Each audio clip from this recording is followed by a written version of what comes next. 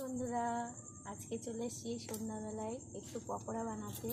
নিয়ে এসেছি একটু চর্বি, একটু নিয়ে এসেছি পেঁয়াজ, টমেটো, লঙ্কা আর 2 পিস আলু। দেখো কীভাবে এটা বানাই। আলু নিয়ে নিয়েছি, চর্বিটুকু, এই যে পেঁয়াজ দিয়ে দেব,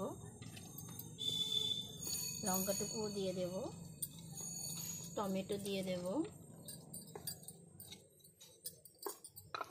দিয়ে দেব কিছুটা রসুন, একটু আদা রসুনের পেস্ট,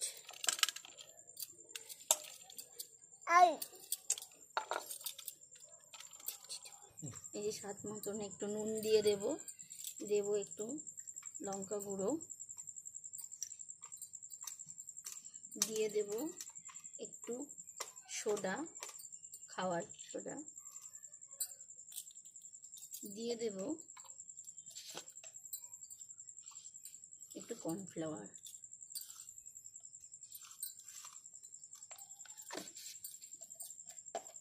দিয়ে দেব, একটু বেসন দিয়ে দেব, একটু সামান্য একটু হলুদ, যেহেতু পকোড়াতে হলুদ দেয় না তবু আমি দিচ্ছি। এটাকে ভালো করে ম্যারিনেট করে মেখে নেব। চর্বিগুলোকে আমি ছোট ছোট করে কেটে নিয়েছি। বন্ধুরা আমার এই রেসিপিটি মাখা হয়ে গেছে, তো এটা এখন আমি এগুলোকে ভাজবো। এই যে চর্বি দিয়ে পকোড়া বানাবো। আমার তেল গরম হয়ে গেছে, দিয়ে দিচ্ছি।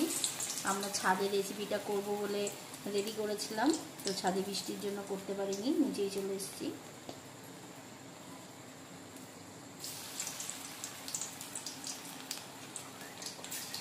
সব আমরা এক এক করে ভেজে নিচ্ছি।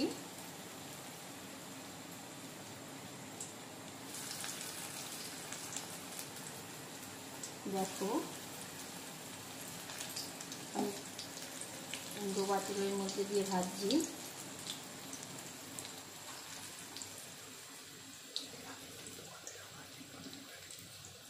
এর আগের দিন আপনাদের ডিম পাতুরি করে দেখিয়েছিলাম, তো কেমন হয়েছে জানি না, কোনো বন্ধুই কমেন্ট করেননি, কমেন্ট করে জানাবেন। যে বন্ধুরা আমি পকোড়াগুলোকে লাল লাল করে ভেজে নিয়েছি, খুব কড়া করে ভাজিনি, এবং এটাকে আমি ভেঙে দেখাচ্ছি কতটা নরম করেছি। এই যে দেখতে পাচ্ছ, এটাকে আমি কতটা নরম করে ভেজেছি। ভাজার পরে এটাকে আমি টেস্ট করে দেখব কেমন হয়েছে।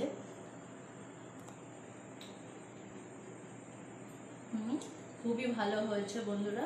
যদি তোমাদের এটা ভালো লেগে থাকে তাহলে তোমরাও এটা বাড়িতে করে আমাকে জানাবে এটা কেমন হয়েছে, এবং কমেন্ট করবে যদি ভালো লেগে থাকে। আর আমার নতুন নতুন ভিডিও পেতে তোমাদের সাবস্ক্রাইব, লাইক দুটোই করবে, আর নতুন নতুন ভিডিও দিয়ে তোমাদেরকে বাই।